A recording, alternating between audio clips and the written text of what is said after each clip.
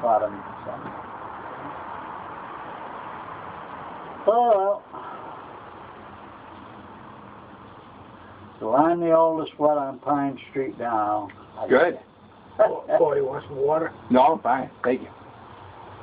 This is down the street, Louise, the kids used to call her Aunt Lou. She's 85. She's 5 years younger than me. I can remember, I figured I was somebody I don't remember in school. It must be 5 years because I'd remember. Chris, how's it going? Good.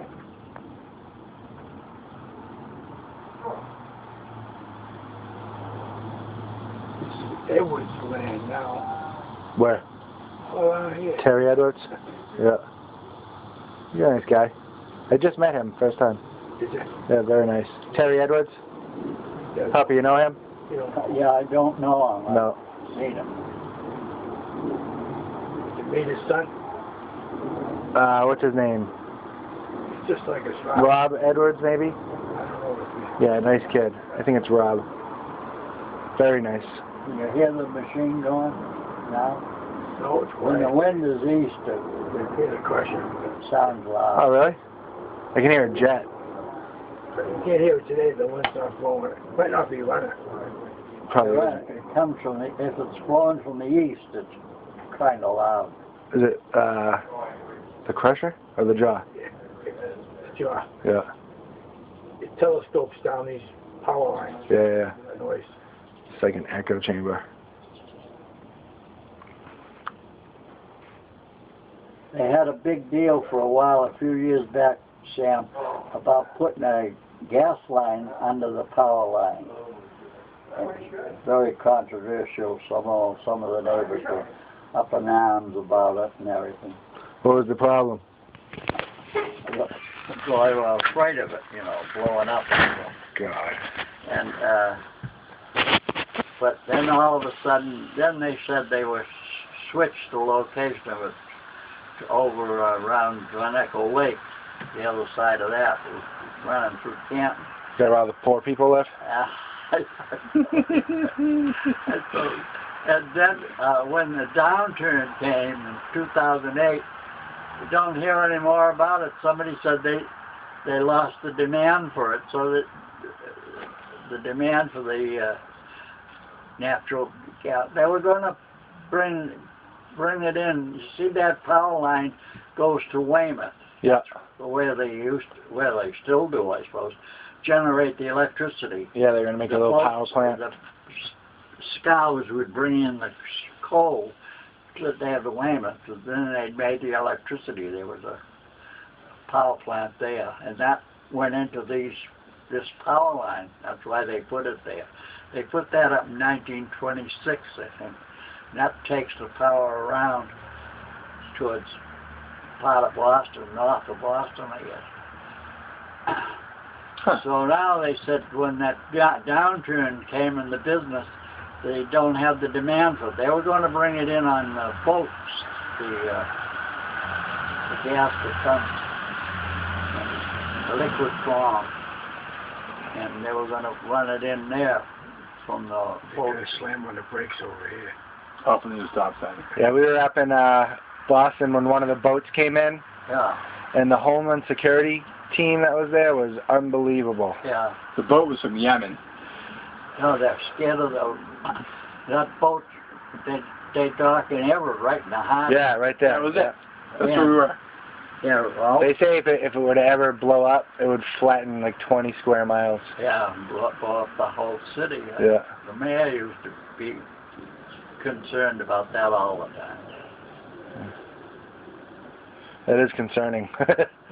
I think even now they make those boats stay out a mile or so, don't they? They don't even let them in the harbor. I think they go out there and they board and they check everything, and then they bring them in. Some places they don't let them in at all, like some other big cities. Right? Yep.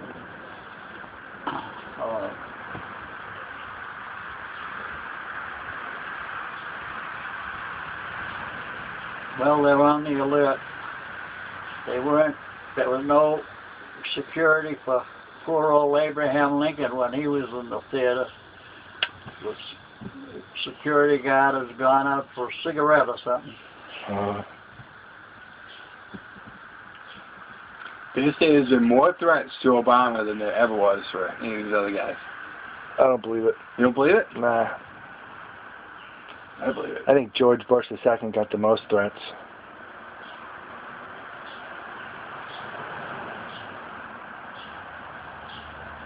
The worst thing you ever do is kill that guy.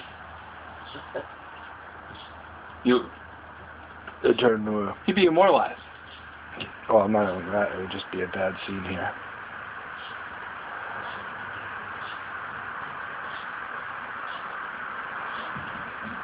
Yep. Oh, man. Another year or so. Year November, we'll get him out of there, Sammy. It's gonna go another term. You think so? Thank God for term months. We gotta get him for the Senators now, too. Yep. Yep.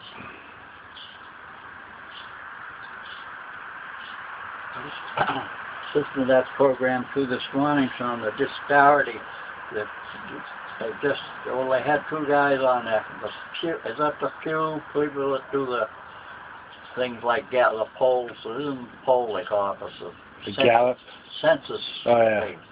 And on the program this morning they were saying the Hispanics and the Negroes are really suffering from the disparity in the income, because they were they gave for a reason for that, and they blame the government in a way. They urged them to buy houses, and it was right at the peak. Of course, they didn't know it was, but it was. And then when the crash came, the houses weren't worth what they had mortgages on them for, and so they lost them right and left. So that made them poorer. They had no wealth, because most of their wealth was tied up in their homes. And they also lived in parts of the country that suffered the most. They mentioned California and amongst others, and Florida. The real estate crash there was worse. And, you know, I remember as a kid, that was the very first crash before we had what the big depression came in 1929 or 19. That was the stock market crash, and about 6 months or a year, it was the Florida land crash that took place. They have all kinds of programs. I would remember going down there with my aunt, and you see these developments. The only thing that was left was the two big stone pillars at the gate. And so there was supposed to be a big development that all crashed. How long did that take to play? How long did that last for, that whole... In fact, there was just a program the other day I heard that the only thing that solved that thing, I had a feeling that was World War II. Well, that's right. Yeah. Because I remember before I went in, I heard on the radio that there were 11 million unemployed. And when I was in the service, I was listening to when I was first in, to the radio that the Army used to let us listen to, sponsored themselves, and they said they just saw the figures today that there are 11 million Americans in the armed services. I thought there's the same 11 million that were unemployed. One balanced the other. Yeah. And they said in this last part, well, they had a thing on the other night studying the brain of Hitler. It was that Sigmund Freud program that they were analyzed, and they predicted a couple of years before it happened just how we'd end, and that's the way it was. So they kind of gave some credence to that Freud idea. You know, he was blaming everything on to them that happens in their childhood, and they told about Hitler's father was very abusive, and the mother was very protective, because she was more than protective because she had lost 2 or 3 boys before he was born, or when he was very small. So she's always had a fear she was going to lose him. So she overprotected him. Who the heck is this? The border. Hersey.